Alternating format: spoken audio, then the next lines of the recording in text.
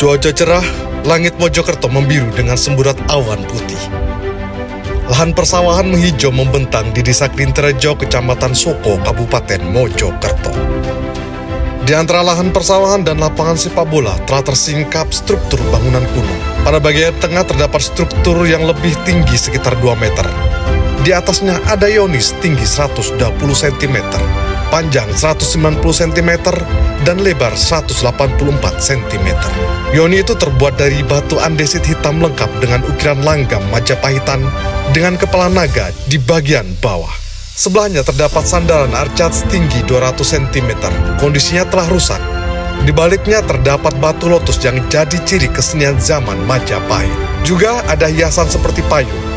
Baik Yoni maupun sandaran arca kini masih duduk berdekatan di atas struktur bujur sangkar dari tataran batu andesit.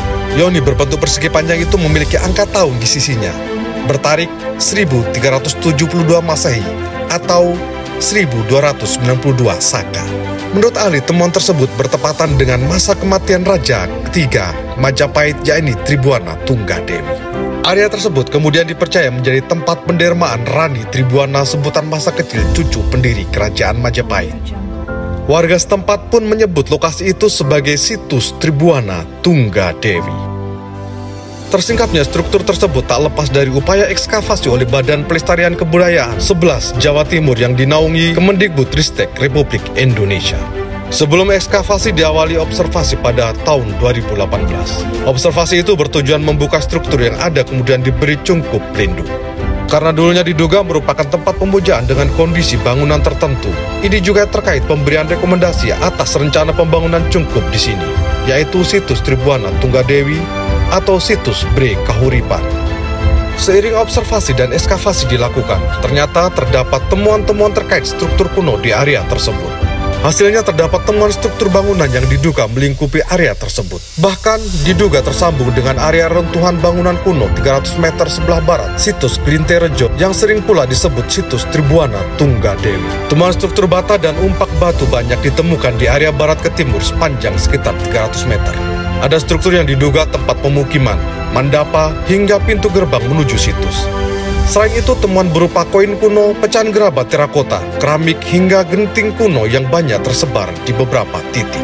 Di area sumuran di bawah batu Yoni, arkeolog juga menemukan lempeng emas berbentuk kura-kura. Diduga itu bagian dari peripih candi yang berfungsi sebagai medium spiritual pada tiap candi. Ada pula temuan celengan kuno berbentuk babi pada era lain. Sampai kini ekskavasi masih dilakukan Badan Pelestarian Kebudayaan BPK 11 Jawa Timur. Seiring itu pula temuan berupa struktur bata kembali ditemukan. Terdapat struktur pondasi yang diduga memiliki tembok suatu bangunan dengan ketebalan tembok lebih dari 1 meter. Lokasinya berada di area lapangan sepak bola sebelah barat situs Tribuana Tunggadewi. Adanya temuan tersebut kini menarik minat peneliti untuk memeriksa lebih lanjut. Bahkan temuan itu kemudian memunculkan prasangka bahwasanya area tersebut tidak sekedar berupa tempat pendermaan raja atau bangunan suci belaka, melainkan sebuah area komplek pemukiman atau bahkan istana seorang pembesar atau bangsawan Kerajaan Majapahit. Tinggalan arkeologis zaman Majapahit itu tak pelak kian meneguhkan cerita tentang Raja ketiga Majapahit, Tribuana Tunggadewi, ketika memerintah 6 abad yang lalu. Sosok raja memiliki tempat pendermaan yang berhias ukiran dan arca berkualitas tinggi. Juga area bangunan yang disucikan yang luas disertai bangunan pemukiman di sekitarnya. Tribuana Tunggadewi adalah anak Dyah Wijaya 1293 sampai 1309 Masehi, atau yang akrab disebut Raden Wijaya, pendiri Kerajaan Majapahit. Perempuan cantik ini dilahirkan dari rahim istri Raden Wijaya yang bernama Gayatri Raja Patni. Jadi Tribuana adalah cucu dari Kertanegara 1298 sampai 1292 Masehi, raja terakhir Kerajaan Singasari. Tribuana Tunggadewi memiliki nama kecil Dyah Gitarja. Namun nama tersebut sebenarnya tidak dikenal di sumber sejarah. Dalam prasasti Geneng II menyebutkan nama kecil sang rani adalah Dyah Tia. Pada kitab Pararaton, Tribuana disebut Bre Kahuripan. Itu dikarenakan sebelum menjadi rani, Tribuana berkuasa atau wilayah Kahuripan yang merupakan daerah bawahan Majapahit. Dalam kitab Negara Kertagama menyebutkan, Tribuana sebenarnya mempunyai saudara lain ibu, yakni Jaya Negara, dan juga punya saudari kandung yang bernama Dyah Wiyat. Hanya saja ketika Jaya Negara menjadi raja kedua Majapahit, dia melarang Tribuana dan adiknya untuk menikah. bahkan akan mengawini keduanya agar tampuk kekuasaan tidak bisa berpindah dari tangan Jayanegara. Jalinan nasib berkata lain, Jayanegara meninggal dibunuh tabib istana. Alhasil, kekuasaan Jayanegara berakhir pada 1328. Tahta Majapahit pun jatuh ke tangan Gayatri, lantaran dia menjadi satu-satunya istri Raden Wijaya yang masih hidup. Meskipun begitu, Gayatri menolak lantaran sudah menjalani jalan hidup sebagai bikuni. Ia lantas memilih anak sulungnya menjadi Raja Majapahit pada 1323. Raja Majapahit diempu Tribuana Tunggadewi dengan gelar Sri Tribuana Tunggadewi Maharajasa Jaya Wisnu Wardani. Sang Rani memahami kerajaan banyak dirongrong pemberontakan. Masa Raja Jayanegara, beberapa kali Majapahit diterpa pemberontakan oleh pembesar kerajaan. 3 tahun setelah diangkat menjadi raja, Sang Rani menyerang Keta dan Sadeng, 2 daerah bawahan Majapahit yang kerap kali mengobarkan api pemberontakan. 2 wilayah di sisi timur Jawa tersebut memiliki posisi strategis lantaran berupa daerah pesisir dengan pelabuhan penting. Sang Rani disebutkan turun langsung pada Medan Laga, memimpin penggempuran didampingi Gajah Mada. Akhirnya 2 daerah itu berhasil ditaklukkan. Kisah penaklukan itu berbuah pengangkatan Gajah Mada menjadi Mahapati Majapahit. Dalam kitab Pararaton, Gajah Mada disebutkan mengucapkan sumpah palapa ketika dilantik menjadi Mahapati.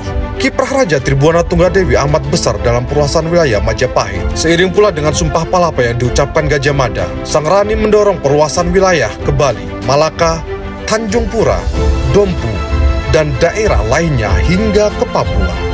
Pola penaklukan demikian tak lepas dari saran Gayatri, yang mana ketika ayahnya menjadi Raja Singasari, Kertanegara pernah melakukan hal yang serupa dengan konsep penyatuan di Pantara. Kian tahun Majapahit kian membesar. Seiring meluasnya wilayah kekuasaan, kian banyak pula upeti yang dikirim ke Majapahit. Kerajaan menjadi sangat makmur. Pada 1350, Gayatri Rajapatni meninggal dunia. Kematian Ibu Suri itu membuat Sang Rani menerima kehilangan besar. Dirinya pun akhirnya menyerahkan tampuk kekuasaan yang dulunya diberi oleh ibu. Dalam kitab Pararaton, usai Gayatri meninggal, Tribuana kemudian menyerahkan tahta kepada putranya, yaitu Raja Hayam Wuruk. Raja yang masih muda itu hasil perkawinan Sang Rani dengan Cakradara yang merupakan Bre Tumapel. Hayam Wuruk sebelum diangkat raja adalah pemimpin dari Kahuripan sehingga mendapat jabatan Bre Kahuripan. Dalam darah Hayam Wuruk masih memiliki 2 trah penting, yakni trah Kahuripan dari Raden Wijaya dan trah Singasari dari ayahnya Cakradara yang merupakan Bre Tumapel. Penunjukan Hayam Wuruk sebagai Raja Majapahit oleh Sang Rani rupanya tepat. Pada kepemimpinan Hayam Wuruk, Majapahit dibawa menjadi masa keemasannya. Majapahit kian membesar dan memiliki kemakmuran bagi negara dan rakyatnya. Sang Rani akhirnya tutup usia pada tahun 1371. Dalam kitab Pararaton, Tribuana disebutkan dicandikan di Pantarapura, Panggih, Trowulan. Tempat pendermaan itu dipercaya berada di Desa Klinterejo, Kecamatan Soko, Kabupaten Mojokerto.